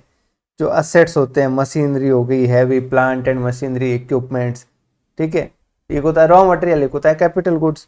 तो इनकी कमी होती है, टेक्निकल कैपिटल गुड्स, कैपिटल की कमी होती है, पूंजी की कमी होती है। तो ऐसे में एक अविकसित देश जो है वो, उसके पास क्या है? प्रॉपर मैन्युफैक्चरिंग की, यानी वहाँ के जो उत्पादन की इतनी ज़्यादा फैसिलिटीज नहीं होती है। तो अविकसित जो देश होता है वो जब आयात करता है, यानी जब इंपोर्ट करता है, तो क्या इंपोर्ट करता है बताओ? जो भी उपभोग की वस्तुएं होती है, कंजम्पशन की जो गुड्स होते हैं, कौन से गुड्स? कंजम्पशन के गुड्स, मतलब जो भी ज़रूरत की डे टू डे लाइफ में आप और हम जैसे आम लोग उस देश के जो यूज़ करते हैं, वो कंजम्पशन की चीज़ें उसे क्या करनी पड़ती है, बाहर से आयात करनी पड़ती है। Is it okay? निर्यात क्या करता है, फिर उसके बाद जो भी नेचुरल रिसोर्सेज है, ठीक है, जो भी कृषि उत्पादन है, इस तरह की चीज़ें निर्यात करते हैं, क्योंकि ज़्यादा मैन्युफैक्चरिंग होती नहीं है। अगर आप इंडिया को देखोगे 1950 के आसपास, तो हमारे यहाँ से कॉटन, कृषि के उत्पाद, जो कच्चा माल टाइप होता है, रॉ कॉटन वगैरह, ये चीज़ें हम क्या करते थे, एक्सपोर्ट करते थे। थोड़ा बहुत हैंडीक्राफ्ट वगैरह एक्सपोर्ट होता था। बाकी आयात क्या करते थे हम, जितनी भी रेडीमेड कपड़े हो गए, खाने पीने की वस्तुएं हो गई, जो भी उपभोग की वस्तुएं, वो सारी हम क्या करते थे, इंपोर्ट करते हैं। ठीक है। अब ये स्थिति बहुत ज़्यादा खराब होती है कि आपके जो day to day life consumption के अंदर जो चीज़ें चाहिए आपको उपभोग के लिए, आपको वो क्या करनी पड़ रही है, आयात करनी पड़ रही है। आपका बहुत बड़ा पैसा जो है, वेल्थ जा रही है देश से बाहर। क्यों? क्योंकि आप लोगों की आवश्यकताओं की चीज़ें खुद यहाँ पे नहीं बना पा रहे हो। समझ रहे हो बात? ठीक है। तो जैसे जैसे कंट्री यहाँ से इस स्टेज के ऊपर जाती है, तो वहाँ पे क्या होता है, उस कंट्री के अंदर बड़ी बड़ी मशीनें इंपोर्ट की जाती है, फिर उत्पादन शुरू किया जाता है। ठीक है। तो प्रोडक्शन शुरू होता है ताकि यहाँ के देश की आवश्यकता लोगों की पूरी हो सके। और धीरे धीरे मैन्युफैक्चरिंग इतनी बढ़ती है कि यहाँ के लोगों की आवश्यकता करने के बाद इससे फिर हम क्या करना शुरू करते हैं, एक्सपोर्ट करना शुरू करते हैं। ठीक है। तो जैसे जैसे कंट्री डेवलप होती है, वो इंपोर्ट करता है क्या, कंट्री। अब बने बनाए प्रोडक्ट की बजाय वो रॉ मटेरियल इंपोर्ट करता है, कच्चा माल। जैसे भारत करता है, बाहर से कच्चा माल लाया, यहाँ स्टील बनेगा, फिर एक्सपोर्ट करेंगे। और क्या करते हैं, हैवी जो प्लांट एंड मशीनरी और कैपिटल जो नेचर के इक्विपमेंट्स होते हैं, उन्हें, टेक्नोलॉजी, इन चीज़ों को हम क्या करते हैं, इंपोर्ट करते हैं। एक्सपोर्ट क्या करते हैं, हम जो फिनिश्ड गुड्स होते हैं, जो हम उत्पादन करते हैं यहाँ पे, वो हम दुनिया भर में क्या करते हैं, एक्सपोर्ट करते हैं। तो ये चेंज आ जाता है बेसिकली जैसे ही कंट्री डेवलप्ड नेशन बन जाता है। ठीक है। और जो पूरी तरह से डेवलप्ड हो जाती है, वो फिर वैल्यू को एक्सपोर्ट करते हैं। वैल्यू का मतलब, अब जैसे एप्पल ने बहुत सालों तक रिसर्च किया, उसके बाद उन्होंने एक शानदार फ़ोन बनाया।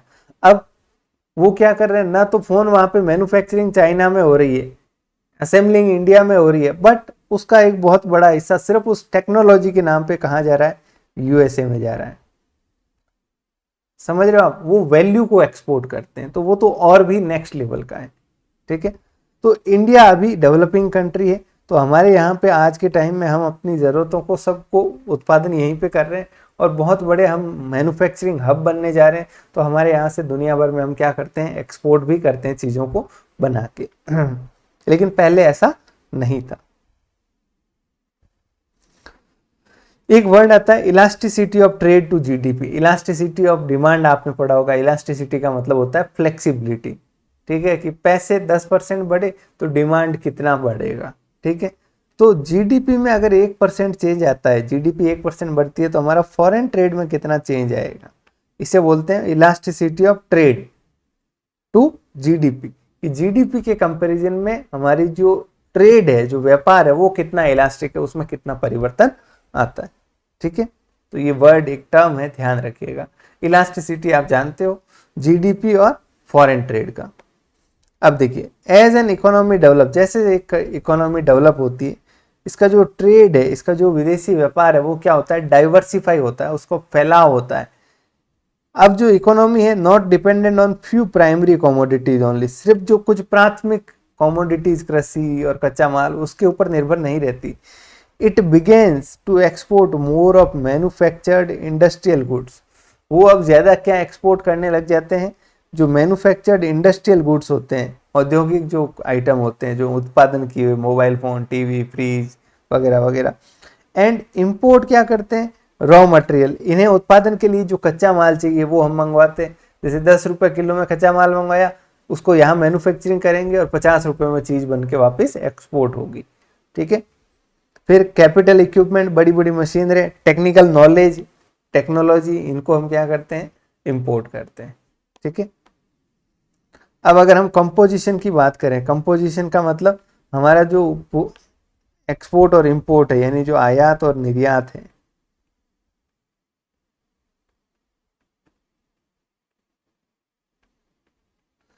में क्या क्या शामिल है।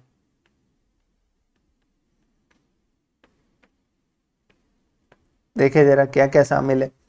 अगर हम एक्सपोर्ट की बात करें, निर्यात की बात करें, बताओ क्या निर्यात करते हैं।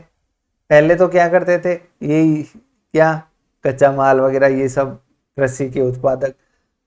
आज के टाइम में हम क्या करते हैं, मैन्युफैक्चर किए हुए प्रोडक्ट जो है, कंज्यूमर गुड्स जो है, उन्हें क्या करते हैं, हम एक्सपोर्ट करते हैं।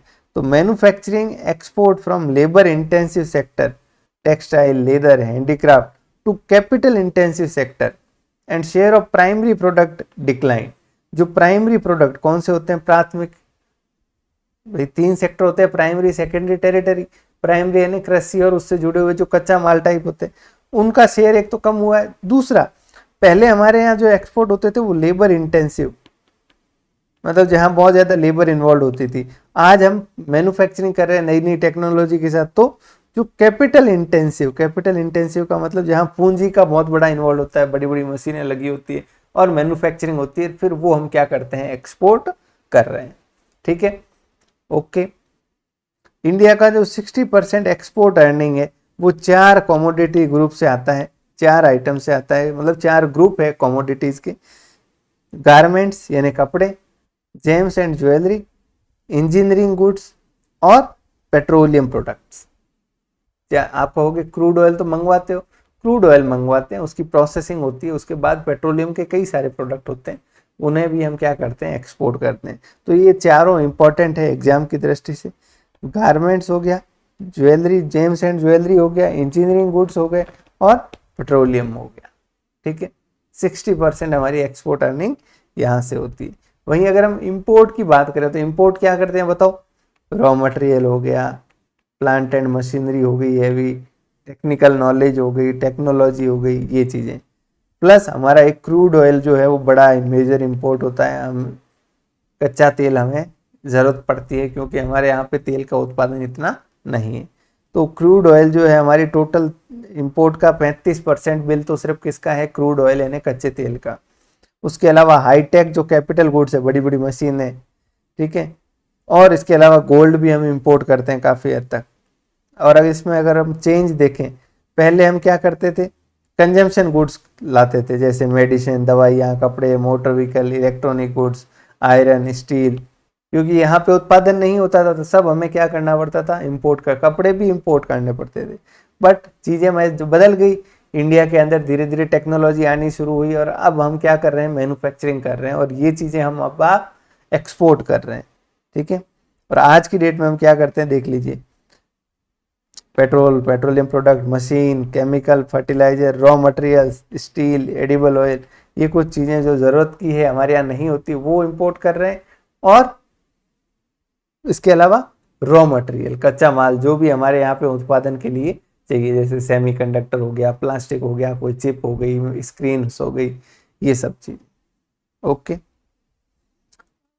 क्लियर, कंपोजिशन समझ आया क्या क्या शामिल है आपको। देखिए कॉन्सेप्चुअली क्लियर होना चाहिए, बाकी कुछ भी रटने की जरूरत नहीं है मेरे हिसाब से। भाई कंट्री है, शुरुआत में जब वहाँ पे मशीन नहीं है, उत्पादन सब हाथ से काम हो रहा है, जब इंडिया में इंडस्ट्रियलाइजेशन ही नहीं था तो हमें हर चीज़ जो बनी बनाई चाहिए इंपोर्ट करनी पड़ती थी। एक्सपोर्ट हम क्या करते थे, जो हमारे पास कच्चा माल होता था, प्राइमरी गुड्स जो होते थे। धीरे धीरे डेवलपमेंट हुआ तो अब हम लोग क्या कर रहे हैं, जो चीज़ें हमारे यहाँ पे बन रही है, बनी बनाई चीज़ें हम एक्सपोर्ट करते हैं। ठीक है, इंपोर्ट क्या करते हैं, उसके लिए जो रॉ मटेरियल चाहिए, ठीक है, वो चीज़ें हम इंपोर्ट करते हैं। दूसरा, डायरेक्शन, दिशा, हमारे विदेशी व्यापार की दिशा, मतलब हम किन किन कंट्रीज के साथ फॉरेन ट्रेड कर रहे हैं, विदेशी व्यापार कर रहे हैं। तो देखिए किसी भी कंट्री के लिए ये खतरनाक होता है कि उसका जो विदेशी व्यापार है कुछ गिनी चुनी कंट्रीज के साथ हो, क्योंकि अगर कुछ बाई चांस इश्यू हो गया तो हमारा पूरा विदेशी व्यापार क्या हो सकता है, ठप हो सकता है। ठीक है, तो ये जैसे ही इकोनॉमी जो है डेवलप होती है, उसका ट्रेड डाइवर्सिफाई होता है, फैल जाता है। जैसे आज यूएसए है, उसके हर दुनिया के साथ क्या है, ट्रेड है, व्यापार के रिश्ते हैं, तो वो किसी एक के ऊपर निर्भर नहीं है। इन एक्सपोर्ट्स, अगर हम निर्यात की बात करें तो हमारा जो मैक्सिमम शेयर है 1990 के अंदर, जो eastern Europe, Romania, Germany, USSR, उसके साथ होता था। मतलब यूरोप का बड़ा महत्व था 1990-2000 के आसपास। ठीक है, किसमें, एक्सपोर्ट के अंदर हम वहां एक्सपोर्ट करते थे। इंपोर्ट में तो एक तो हिस्सा हो गया ओपेक का, ये ऑयल पेट्रोलियम एक्सपोर्टिंग जो कंट्रीज है, ईरान, इराक वगैरह, सऊदी, कुवैत, जहां से हम तेल इंपोर्ट करते हैं, बड़ा हिस्सा वो हो गया 16-17%। फिर अगर 2008-9 की बात करें तो बोथ इंपोर्ट और एक्सपोर्ट के अंदर यूरोपियन यूनियन जो है, यूरोपियन यूनियन के अंदर यूरोप की सारी कंट्री, उसका बड़ा हिस्सा था। और आज के टाइम में हम अगर देखें तो 3 कंट्रीज, 4 कंट्रीज आप नाम याद रखिए। यूएई यानी ये अरब अमीरात, दूसरा चाइना, यूएसए, ये 3 सबसे बड़े भारत के ट्रेडिंग पार्टनर है। US, China, UAE, US, China, UAE, ठीक है। चाहे इंपोर्ट हो चाहे एक्सपोर्ट हो। पहले जहां यूरोपियन यूनियन था बहुत बड़ा ट्रेड पार्टनर, अब वो कम हो गया उसका शेयर और इन तीनों का बहुत ज्यादा बढ़ गया। चाइना के साथ है, यूएस के साथ है, यूएस तो अभी 1 नंबर पे आ चुका है, और यूएई, ठीक है। इंडिया का जो ट्रेड है हाईली स्क्यूड है, डाइवर्सिफिकेशन है। स्क्यूड होने का मतलब सिकुड़ना, ठीक है। देखिए सिकुड़ना इसलिए क्योंकि इन तीनों के साथ बहुत ज्यादा ट्रेड है, बाकी कंट्रीज के साथ कम है। मतलब बहुत ज्यादा हम निर्भर हैं किसके ऊपर, 3-4 इस कंट्रीज के ग्रुप के ऊपर। फ्यू कंट्रीज के साथ कॉन्सेंट्रेटेड है, ओके। 203 ट्रेड पार्टनर है globally, but more than 60% 23 countries के साथ है। जो पूरे ट्रेड का 60% है वो सिर्फ 23 कंट्रीज के साथ है, ओके। और इन 23 में से जिनके साथ 60% है, उस 60 का 50% सिर्फ इन 3 कंट्रीज के साथ है, यूएई, चाइना, यूएस और सऊदी अरेबिया, 4 कंट्रीज के साथ। और रिसेंटली यूएस जो है वो सबसे बड़ा इमर्ज हुआ है भारत का ट्रेडिंग पार्टनर, ठीक है। यूएस सेकंड नंबर पे है, चाइना पहले कौन था, 1 नंबर पे चाइना था, और यूएस था 2 नंबर पे, ठीक है, ओके। इसके अलावा ये कुछ और फैक्ट है इंपॉर्टेंट, आप देख सकते हो। नेशनल इनकम के अंदर हमारा फॉरेन ट्रेड का शेयर, जो देश की टोटल आय उसमें फॉरेन ट्रेड का कितना हिस्सा है, पहले 17% था, वो 30% के आसपास हो चुका है। वर्ल्ड ट्रेड की बात करें अगर, पूरी दुनिया के अंदर जो फॉरेन ट्रेड है उसके अंदर भारत का कितना योगदान है, तो आप देखोगे ये हमेशा से कम ही रहा है योगदान। प्रेजेंटली ये करीब 2% के आसपास है। पूरी दुनिया का जो फॉरेन ट्रेड है उसका 2% जो है वो इंडिया हिस्सा रखता है, ठीक है। और भारत का जो अगर एक्सपोर्ट देखें लास्ट 25 साल के अंदर 17 गुना बढ़ा है, इंपोर्ट जो है वो 19 गुना बढ़ चुका है 25 सालों के अंदर। मतलब सन 2000 1999 के बाद 17 गुना 19 गुना हमारा इंपोर्ट एक्सपोर्ट बढ़ चुका है। और जो हमारा ट्रेड है फॉरेन, उसका करीब 60-70% जो है ओशियन के थ्रू, समुद्री मार्ग से होता है, क्योंकि हम बहुत ज्यादा निर्भर करते हैं किसे, वो सबसे सस्ता भी होता है। हमारे यहाँ कुछ पोर्ट है जिनके ऊपर हम बहुत ज्यादा निर्भर है, कांडला पोर्ट, मुंबई का जवाहरलाल नेहरू पोर्ट वगैरह, ओके। और फॉरेन ट्रेड के अंदर दूसरा वर्ड आता है बैलेंस ऑफ ट्रेड, जानते ही हो आप। बैलेंस ऑफ ट्रेड मतलब एक बैलेंस ऑफ पेमेंट होता है, उसका हिस्सा होता है balance of trade. Balance of trade क्या दिखाता है कि जो नेट व्यापार है वो प्लस में रहा कि माइनस में रहा, भाई कितना देना कितना लेना।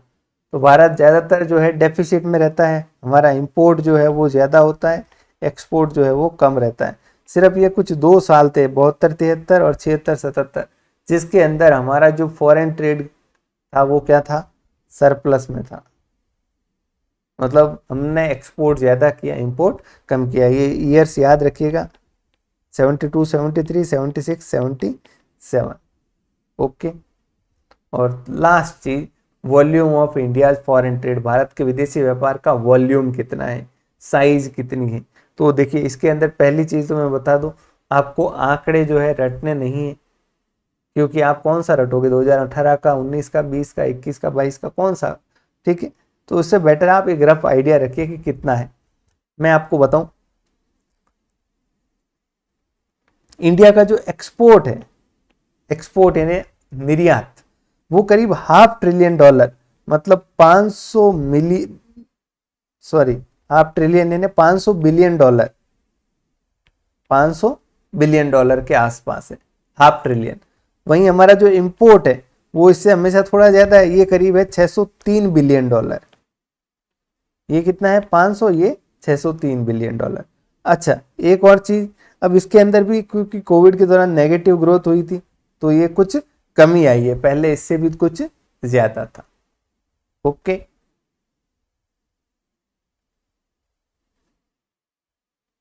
ठीक है, तो ये कुछ डाटा है। इसके अलावा अगर आप नोट्स को रेफर करोगे तो नोट्स में आपको टेबल दे रखी है मैंने, जिसके अंदर एक तो कंट्रीज का नाम है, दूसरा कौन सी वस्तुएं हैं जिनका हम एक्सपोर्ट इंपोर्ट ज़्यादा करते हैं, वो दोनों तीनों टेबल आप ध्यान से अच्छे से ज़रूर पढ़िएगा। ठीक है, ओके ओके। चलिए अब अगला देखते हैं, एक एक्सपोर्ट से जुड़ा हुआ छोटा सा ही मुद्दा है कि भारत के अंदर एक्सपोर्ट के प्रमोशन के लिए, मतलब निर्यात को बढ़ावा देने के लिए क्या क्या कदम उठाए गए एक्सपोर्ट प्रमोशन के लिए। इस चैप्टर के अंदर भारत के अंदर जो भी स्कीम्स है, जो भी गवर्नमेंट की पॉलिसीज है किससे रिलेटेड, एक्सपोर्ट को बढ़ावा देने के लिए। एक देखिए, देश की फॉरेन ट्रेड पॉलिसी होती है, इसको क्या बोलते हैं, फॉरेन ट्रेड पॉलिसी, भारत की विदेशी व्यापार की नीति।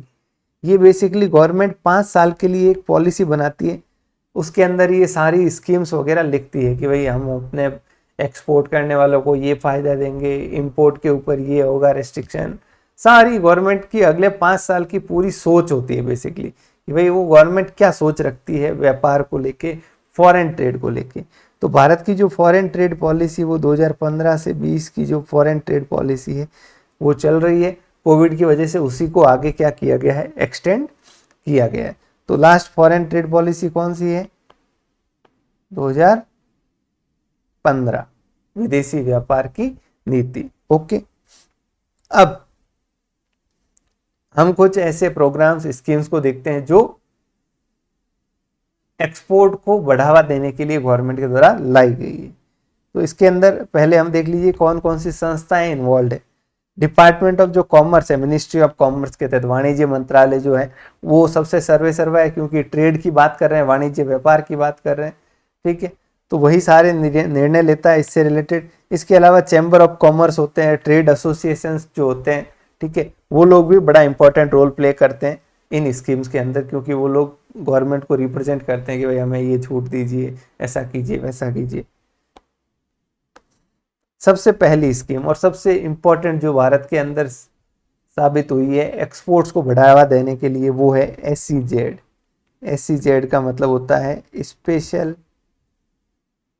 Economic zone. क्या है ये स्पेशल इकोनॉमिक जोन? बेसिकली आप यूँ समझ लीजिए, गवर्नमेंट के द्वारा एक एरिया जो है वो नोटिफाई कर दिया जाता है कि भाई मान लो जयपुर जो है, जयपुर के पास में कोई एक पर्टिकुलर 10-15 गांव का एरिया है, इसको डिक्लेयर कर दिया SEZ, स्पेशल इकोनॉमिक जोन। अब उस क्षेत्र के अंदर कोई भी अपनी जो यूनिट लगाएगा, फैक्ट्री लगाएगा, प्रोडक्शन करेगा, ठीक है, गवर्नमेंट मानती है कि भाई आप जो है हमारे इंडिया में हो ही नहीं, आप इंडिया के बाहर कहीं बैठे हो। उस SEZ को इंडिया का पार्ट ही नहीं मानते टैक्सेशन पर्पज के लिए। तो इसके ऊपर ना तो GST लगेगा, ना कोई दूसरे लॉज वगैरह, कुछ नहीं लगेगा। आप सिंपली प्रोडक्शन कीजिए और अपने प्रोडक्शन क्या कर दीजिए, निर्यात कर दीजिए, एक्सपोर्ट कर दीजिए। आप कहोगे मैंने धोखा दे दे कोई, यहाँ लगा के टैक्स से बच गया और एक्सपोर्ट नहीं करे, तो यहाँ से अगर देश के अंदर बेचेगा तो उसको फिर से टैक्स देना पड़ जाएगा। बात समझ आई? तो एक मतलब डेडिकेटेड एक एरिया बना दिया जहाँ पे उसको सारी सुविधाएं। अब ये मान लो यहाँ पे फैक्ट्री है और ये कुछ खरीद रहा है इंडिया के अंदर से कुछ रॉ मटेरियल, तो अगर वो SEZ में जा रहा है तो उसके ऊपर भी टैक्स नहीं लगेगा, लग गया तो उसका रिफंड मिल जाएगा। तो इस तरह की गवर्नमेंट क्या करती है, छूट देती है। तो इससे जो एक्सपोर्टर्स है उनको बढ़ावा मिलता है, उनकी कंप्लायंस कॉस्ट कम लगती है, उनके ऊपर टैक्स का बर्डन कम होता है, हर तरीके से उनको फायदा दिया जाता है। और ये चाइना के अंदर इस तरह की पॉलिसी जब लाई गई थी तो ये काफ़ी सक्सेसफुल रही थी। उसके बाद इंडिया ने जो है इसको अडॉप्ट किया था काफ़ी साल पहले। तो आइए देखिए, in India first export processing zone, एक होता है एक्सपोर्ट प्रोसेसिंग जोन EPZ, ये भी उसकी तरह ही SEZ की तरह ही एक्सपोर्ट प्रोसेसिंग जोन, एक जोन बना दिया जिसके अंदर सिर्फ एक्सपोर्ट से रिलेटेड वर्क होता है। पहला जो 1965 में कांडला, गांधीधाम कांडला पोर्ट जो है उसके पास एस्टेब्लिश हुआ था। ये एशिया का पहला ड्यूटी फ्री एरिया था। मतलब एशिया में पहली बार ऐसा क्षेत्र बनाया गया था जो सिर्फ एक्सपोर्ट के लिए बनाया गया हो। SEZ की जो पॉलिसी है वो सन 2000 के अंदर गवर्नमेंट ऑफ इंडिया के द्वारा लाई गई थी। ठीक है, ये SEZ अलग है एक्सपोर्ट प्रोसेसिंग जोन से। अलग अलग नाम होते हैं, देखिए EOU भी होता है, एक्सपोर्ट ओरिएंटेड यूनिट्स। सब में थोड़े थोड़े बहुत फायदे, कुछ किसी में कोई फीचर है, किसी में कोई फीचर है। देखिए इसको क्या माना जाता है, फॉरेन टेरिटरी माना जाता है। ठीक है, और DTA किसको बोलते हैं, डोमेस्टिक टैरिफ एरिया। DTA मतलब अगर वो देश के अंदर बेच रहा है सामान, मान लो ये इंडिया है, ये गुजरात है, यहाँ SEZ में अगर फैक्ट्री है, आप एक्सपोर्ट करोगे तो 0 टैक्स, लेकिन आपने यहाँ भेज दिया, सामान बेच दिया, तो इसको बोलते हैं आप डोमेस्टिक टेरिटरी में भेज रहे हो, तो आपको टैक्स देना पड़ेगा। ठीक है, तो देखिए goods coming from SEZ to DTA special economic zone से आपको क्या करना था, एक्सपोर्ट करना था। आपने एक्सपोर्ट नहीं किया, इंडिया में बेच दिया, तो माना जाएगा आपने इंडिया में क्या किया है, गुड्स इंपोर्ट किए। ठीक है, क्योंकि SEZ को क्या माना जाता है, इंडिया का पार्ट नहीं माना जाता है तो वो इंडिया के अंदर ही, बट इन टैक्सेशन पर्पज के लिए उसको माना जाता है कि आप इंडिया के बाहर हो, इसीलिए उस पर GST नहीं लगता। और अगर इसीलिए उससे वहां से SEZ से इंडिया में बेच दिया उसने सामान, तो माना जाएगा उसने क्या किया है, निर्यात किया है। ठीक है, दूसरी तरफ एक्सपोर्ट प्रोसेसिंग जोन और एक्सपोर्ट ओरिएंटेड यूनिट EPZ और EOU 100% EOU, ये क्या है, export processing zone, export oriented units. ये भी एक अलग से स्पेशल एरिया है, ड्यूटी फ्री एरिया है, जहां पे आपको क्या कर, आप एक्सपोर्ट के लिए प्रोडक्शन कर सकते हो लो कॉस्ट पे, जहां आपको टैक्सेशन आपके ऊपर नहीं है बिल्कुल भी। ठीक है, और ये EPZ भी कई जगह अलग अलग बनाया गया। अब EPZ की खासियत होती है, ये इंडस्ट्री स्पेसिफिक होता है कि भाई इलेक्ट्रॉनिक गुड्स के लिए बना दिया, जेम्स एंड ज्वेलरी के लिए बना दिया, गारमेंट्स के लिए बना दिया, तो वहां पे सिर्फ उसी तरह के आइटम्स की सारे मैन्युफैक्चरर एक जगह बैठेंगे। ठीक है, ये आप देख ही चुके हो एक्सपोर्ट ओरिएंटेड यूनिट। ये एक्सपोर्ट ओरिएंटेड क्या करती है, अपना पूरा प्रोडक्शन जो है वो क्या करती है, एक्सपोर्ट करती है। और यहाँ पे अगर आप कुछ भी मशीन वगैरह इंपोर्ट करते हो तो आपको लाइसेंस पहले लेना पड़ता था, उसकी ज़रूरत नहीं है। कैपिटल गुड्स मंगाओ, चाहे रॉ मटेरियल मंगाओ, कुछ भी मंगाओ, आपको कोई उसके लिए ज़रूरत नहीं है। और इनको 50% अपना प्रोडक्शन जो है, 50% अपना उत्पादन जो है, ये किसके लिए, EPZ के लिए बात कर रहे हैं। तीन पड़ी, SEZ, EPZ और EOU। EOU जो होती है वो तो 100% एक्सपोर्ट करती है, जबकि EPZ जो होता है एक्सपोर्ट प्रोसेसिंग जोन, वो 50% इंडिया में भी बेच सकता है, और SEZ के ऊपर कोई रेस्ट्रिक्शन नहीं होता है। बस ये है कि आप इंडिया में बेचोगे तो इंपोर्ट माना जाएगा। ठीक है, अब इसके अलावा जो स्कीम्स है गवर्नमेंट की, उसे आप देख लीजिए एक बार कुछ quickly. Export promotion industrial park scheme, ठीक है, ये गवर्नमेंट ने कोई एक इंफ्रास्ट्रक्चर फैसिलिटी दी पार्क टाइप बना के। फिर सॉफ्टवेयर टेक्नोलॉजी पार्क STP, एक होता है EHTP electronic hardware technology park. Government basically क्या करती है, क्लस्टर टाइप बनाती है, एक पूरा एरिया बना दिया जहाँ पे सिर्फ सॉफ्टवेयर निर्माता जो सॉफ्टवेयर से रिलेटेड सर्विसेज एक्सपोर्ट कर रहे हैं उनको बिठा दिया, कोई हार्डवेयर बना रहा है तो उनके लिए अलग। तो ये अलग अलग पार्क बनाए गए, सॉफ्टवेयर टेक्नोलॉजी पार्क और हार्डवेयर पार्क। ठीक है, फिर एक स्टेटस होल्डर स्कीम है। गवर्नमेंट क्या करती है, स्टेटस देती है जो ज़्यादा एक्सपोर्ट करता है, जैसे star exporter, super star exporter. ठीक है, जैसे export houses, trading houses, star trading houses, ताकि वो दिखाता है कि भाई मान लो मैंने 100 करोड़ से ज़्यादा एक्सपोर्ट किया तो मैं स्टार एक्सपोर्टर हूँ। गवर्नमेंट एक उनको दर्जा देती है, रिकग्निशन देती है, उस हिसाब से उन्हें छूट भी मिलती है। ठीक है, छूट किस तरह की होती है कि भाई मान लो कोई सामान जो है इंडिया में आप इंपोर्ट कर रहे हो, तो आप स्टार एक्सपोर्टर हो, मतलब आप रेगुलरली एक्सपोर्ट करते रहते हो, तो आपका सामान आया, आप इसे बिना टैक्स दिए छुड़ा सकते हो। आप कहोगे भाई 7 दिन के अंदर मैं पैसे दे दूंगा, आपका जो भी बनता है। तो गवर्नमेंट भरोसा करती है उनके ऊपर, इस तरह के उनको फायदे दिए जाते हैं। फिर इसके अलावा एक्सपोर्ट प्रमोशन स्कीम, ये तो कुछ नहीं है, जेम्स एंड ज्वेलरी से रिलेटेड है। एक्जिम बैंक है, export import bank of India, Mumbai में स्थापित है ये बैंक। ये सेपरेटली बैंक बनाई क्यों गई है? एक्सपोर्ट को प्रमोट करने के लिए, उससे जो रिलेटेड जो फाइनेंस की जरूरत होती है वो उसके लिए। एक एक वर्ड में भूल रहा हूँ, 1 मिनट। हाँ जी, तो एग्जिम बैंक का काम क्या है? ये जैसे नाबार्ड कैसे एग्रीकल्चर के लिए, वैसे एग्जिम इंपोर्ट एक्सपोर्ट के लिए है।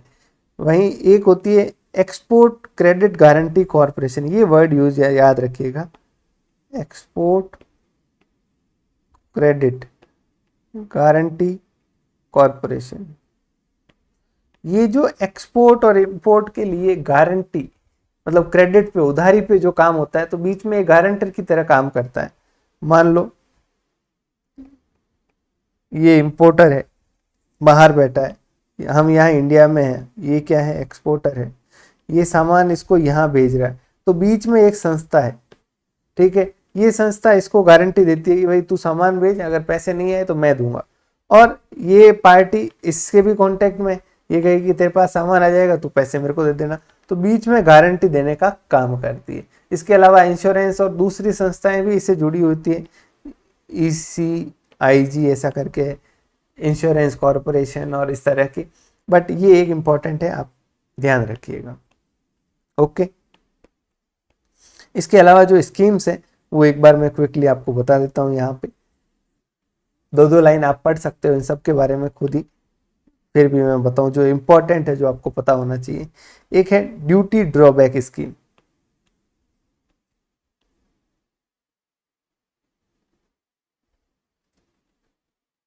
एक मिनट, इसको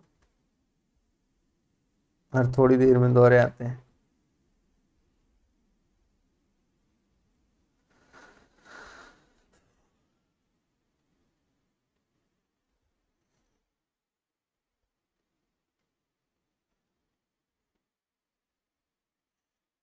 क्या नाम है? ड्यूटी ड्रॉबैक स्कीम, शॉर्ट में बोलते हैं DBK। क्या होता है इस स्कीम के अंदर? सुनिएगा। आपकी इंडिया में फैक्ट्री है, ठीक है, आपने कोई वस्तु क्या की? इंपोर्ट की। तो इंपोर्ट करने पे क्या लगेगा बताओ? इंपोर्ट ड्यूटी लगेगी, टैक्स लगेगा कि नहीं लगेगा? लगेगा। प्लस इसके ऊपर दूसरे जो भी टैक्स है, कुल मिला के आपको मोटा तगड़ा अमाउंट टैक्स के रूप में देना पड़ेगा। आपने ये जो सामान है ये लाया, इससे कुछ प्रोसेसिंग की, कोई वस्तु बनाई, और ये वस्तु वापस आपने क्या कर दी? एक्सपोर्ट कर दी। एक्सपोर्ट पे तो कोई टैक्स होता नहीं है, जीरो। सरकार आपको शाबाशी देती है उल्टा कि भाई वाह यार, आप एक्सपोर्ट कर रहे हो। लेकिन इस व्यक्ति का कहना है कि भाई मेरे साथ तो न्याय हुआ नहीं। क्यों? मैंने तो एक्सपोर्ट किया, चलो उस पर टैक्स नहीं लिया, लेकिन मैं जो चीज़ इंपोर्ट करके लेके आ रहा हूँ, वो कोई मैं कंजम्पशन के लिए थोड़ी लेके आ रहा हूँ, मैं उससे क्या कर रहा हूँ? चीज़ बना के वापस एक्सपोर्ट ही तो कर रहा हूँ। तो गवर्नमेंट कहती है तो एक काम करेंगे हम, अगर आप कोई चीज़ मंगवा रहे हो और उससे कुछ चीज़ बना के क्या कर रहे हो? एक्सपोर्ट कर रहे हो, एक्सपोर्ट की मैन्युफैक्चरिंग के लिए, मतलब कुछ निर्यात कर रहे हो आप, उसकी मैन्युफैक्चरिंग के लिए कोई चीज़ें आप इंपोर्ट कर रहे हो, तो उस पर जो टैक्स आपकी लगी है ड्यूटी, हम उस ड्यूटी का आपको ड्रॉबैक दे देंगे, मतलब वो पैसा आपको वापस मिल जाएगा। लेकिन कब? जब सबूत दिखाओगे आप कि भाई ये चीज़ आपने लाई और ये वापस इससे बन के क्या हो गई? एक्सपोर्ट हो गई। एक बार तो टैक्स देना पड़ेगा, मतलब ऐसे नहीं या पहले ही छूट ले लो कि भाई ये चीज़ आ रही है तो इसको मैं एक्सपोर्ट करने वाला हूँ, इससे कुछ बना के, तो आप मेरे से टैक्स मत लीजिए। एक बार तो टैक्स भरना पड़ेगा। वापस छूट मिल जाएगी कब? जब आप क्या करोगे? एक्सपोर्ट करोगे। इसको बोलते हैं duty drawback scheme. Important scheme है, ठीक है। डायरी मेंटेन होती है, उसमें सब ये हिसाब किताब रहता है, मैकेनिज्म, उस पर हम लोग नहीं जाएंगे। सेकेंड स्कीम देखिएगा आप, EPCG स्कीम। एग्जाम में बहुत चांसेस है इसके बारे में पूछ लिए जाए।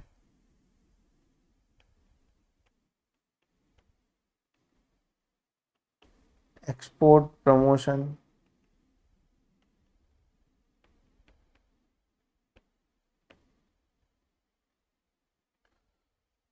Capital goods.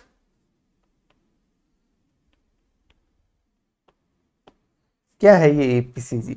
देखिए, अगर आप इंडिया में कुछ इंपोर्ट कर रहे हो, अगर कोई रॉ मटेरियल कच्चा माल टाइप, तो उसकी वैल्यू क्या होती है? कम होती है। उसके ऊपर कुछ टैक्स भी लगेगा 10-20%, तो ज़्यादा अमाउंट नहीं होगा। लेकिन अगर आप क्या मंगवा रहे हो, कोई कैपिटल गुड्स मंगवा रहे हो, बड़ी मशीनरी, करोड़ों अरबों रुपए की, हैवी इक्विपमेंट्स, तो ये कैपिटल गुड्स जब मंगवाते हैं उसके ऊपर जो टैक्स लगता है वो एक बहुत बड़ा सिग्निफिकेंट अमाउंट हो जाता है। 100 करोड़ की मशीन तो उस पर सीधा 20 करोड़ रुपए का टैक्स लग गया। अब जो इसको इंपोर्ट कर रहा है, जो व्यक्ति यहाँ इंपोर्ट कर रहा है, अगर वो क्या काम कर रहा है, वो कह रहा है मैं तो सब एक्सपोर्ट का ही काम है, मैं ये मशीन इसलिए मंगवा रहा हूँ ताकि मैं यहाँ मैन्युफैक्चरिंग कर सकूँ, मैन्युफैक्चर करके मैं क्या करना चाहता हूँ, वापस एक्सपोर्ट करना चाहता हूँ। सरकार ने कहा तो अच्छा काम कर रहे हो आप, अगर आप ऐसा कर रहे हो तो हम आपको ऑथराइज करते हैं कि आप 0% टैक्स के ऊपर आपको क्या है, ये कैपिटल गुड्स, आप कैपिटल गुड्स मतलब बड़ी वैल्यू के आइटम्स आप क्या कर सकते हो, इंपोर्ट कर सकते हो 0% टैक्स पे, प्रोवाइडेड आपको कुछ न्यूनतम शर्तों का पूरा करना होगा। जैसे 100 करोड़ की वैल्यू थी उसकी गुड्स की, 100 करोड़ की, उस पर 20 करोड़ टैक्स बनता है, तो आपको अगले 5 सालों में 20 करोड़ का कम से कम 6 गुना यानी 120 करोड़ का क्या करना है, एक्सपोर्ट करना है। इस तरह की कुछ शर्तें लगा के एक्सपोर्ट के प्रमोशन के लिए, मतलब निर्यात ज़्यादा से ज़्यादा, उसके लिए कैपिटल गुड्स, क्योंकि गवर्नमेंट को पता है भारत के अंदर इन मशीन्स की बहुत ज़्यादा ज़रूरत है। हमारे यहाँ पे कैपिटल गुड्स जो हैवी मशीनरी, बड़ी बड़ी टेक्नोलॉजी फॉरेन कंट्री से हमें लानी पड़ती है, उनके बिना हमारे यहाँ प्रोडक्शन नहीं हो सकता। तो ऐसे में इन मशीन्स के लिए बहुत बड़ा टैक्स ना चुकाना पड़े, अगर कोई व्यक्ति क्या कर रहा है, उस मशीन को यूज करके वापस एक्सपोर्ट कर रहा है तो ओके। इसके अलावा ये मर्चेंडाइज एक्सपोर्ट, मतलब जो गुड्स, कंज्यूमेबल गुड्स, वस्तुएं जो बनी होती है उनकी एक्सपोर्ट के लिए अभी स्कीम आई है, MEIS स्कीम। ये मैंने डिटेल्ड अपनी क्लास के अंदर बता रखा है, ठीक है। फिर एक सर्विस एक्सपोर्ट के लिए भी अभी स्कीम आई है, सर्विस एक्सपोर्ट फ्रॉम इंडिया। ये बेसिकली दोनों स्कीम का नेचर एक जैसा है। इसके अंदर सरकार क्या करती है, जो एक्सपोर्टर होते हैं, जो एक्सपोर्ट करते हैं,